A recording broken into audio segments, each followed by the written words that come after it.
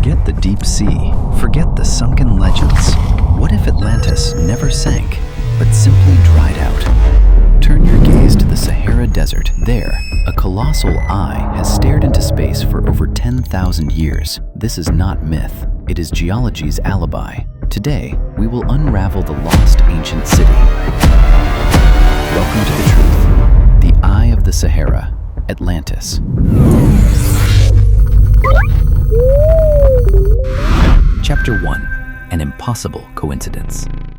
Let us open Plato's Critias. This is not a fairy tale. It is a precise engineering blueprint. Plato describes Atlantis' capital as a structure of 3 rings of water and 2 rings of land, laid out with the precision of a wheel. Now, look at Mauritania's Richat Structure. Even after 12,000 years of erosion, its concentric ridges remain unmistakably clear. From orbit, this is not resemblance, it is overlap. Geologists say it is an eroded uplift of the Earth's crust, but nature despises straight lines, and it almost never draws perfect concentric circles. If this is natural, why does it match Plato's description exactly? Skeptics argue that shape alone proves nothing, but mathematics does not lie. Plato records the diameter of Atlantis' capital as 127 stadia, approximately 23.5 kilometers. Now measure the Richat structure from one edge of the outermost visible ring to the other, 23.5 kilometers, an error margin of less than 1%, and that is not all. Plato notes, high mountains to the north shield the city from cold winds, while to the south lies an open plain leading to the sea. Look again at the Eye of the Sahara. To the north stands the Adrar Plateau, a natural mountain barrier. To the south, the land slopes gently, stretching all the way toward the Atlantic Ocean. Shape, size, orientation. This is no longer coincidence. It is a map that leads precisely to its destination, down to the surrounding landscape. Chapter 2. The Forgotten Green Age. But the greatest question remains. Who would build a maritime civilization in a desert? Close your eyes. Erase today's endless dunes from your mind. Turn the clock back 12,000 years. This was not a sea of death.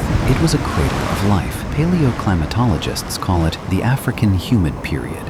Plato mentions a detail long dismissed as absurd. Elephants existed there in great numbers. To the ancient Greeks, the far west was barren and lifeless. Yet look at the Tassili rock art of the Sahara. Clear depictions of giraffes, rhinoceroses, and vast herds of elephants. Now imagine Atlantis as it was. Its vast circular canals not merely defensive works, but irrigation systems. Rainwater from northern mountains nourished the plains, yielding harvests twice each year. While northern Europe still shivered in the Ice Age, people here stood on lush grasslands, watching elephants bathe in sunset-lit marshes. This is not fantasy. It is a real ecological snapshot of the past. Chapter 3. The Height of Glory. Now, let us enter the city. Plato provides an astonishingly specific detail. They quarried stone from beneath the city. Red, black, and white stone. Modern surveys of the Richat region confirm it. Red iron oxide sandstone, black basalt, and white weathered limestone. Picture yourself at the gates of the second ring of land. Before you rise walls of interwoven red, black, and white stone. But under the sun, they gleam with metallic brilliance. Legend says the outer ring was clad in copper, the inner ring in tin, and the central citadel coated in the mysterious metal orichalcum, glowing with a fiery red light beneath the tropical sun. This was a city that shone. From tens of kilometers away, sailors on the Atlantic would have seen it, a colossal eye of fire burning at the edge of a green world.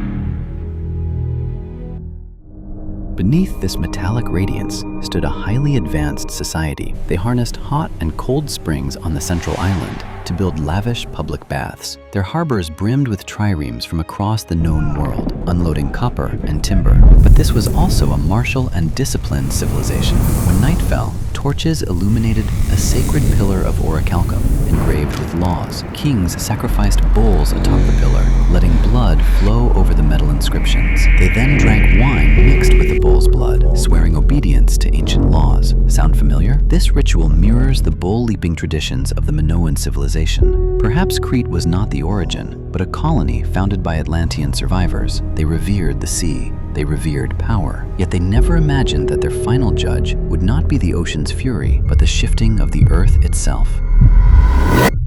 Chapter 4. The Day of Judgment.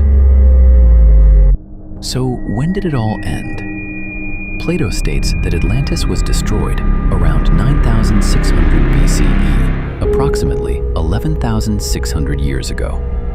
Modern science tells us this coincides precisely with the end of the Younger Dryas. The Ice Age ended abruptly. Global sea levels surged in a geological instant. It was a worldwide climate catastrophe. Atlantis did not fall to war, it fell to climate change. Imagine the final day. Comet fragments strike Earth, triggering cascading disasters.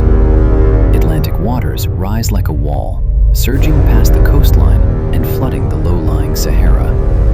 Within hours, the glowing city was swallowed. Torches were extinguished. Sacred pillars collapsed.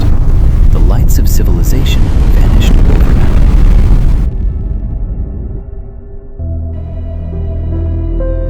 The end of the story hides its deepest clue. Plato wrote that after Atlantis' destruction, the area did not become deep ocean, but a shoal of mud, impassable to ships. That explains why we never found it underwater, because it was never there. When the waters retreated, they left behind salt and sediment, burying the city completely. Even today, the Richat region is surrounded by salt flats and mud plains. Atlantis did not disappear. It was entombed. The once glorious concentric city now lies quietly beneath sand and stone, waiting for future storms to expose its bones once more. The story of Atlantis may not be a legend of a magical kingdom, but a suicide note written 10,000 years ago. Its message is simple. Civilization is fragile. The eye of the Sahara, this immense eye of the earth, has watched green lands turn to desert and oceans become dust. It warns us, nothing is eternal. Even the mightiest civilization can vanish in a single night.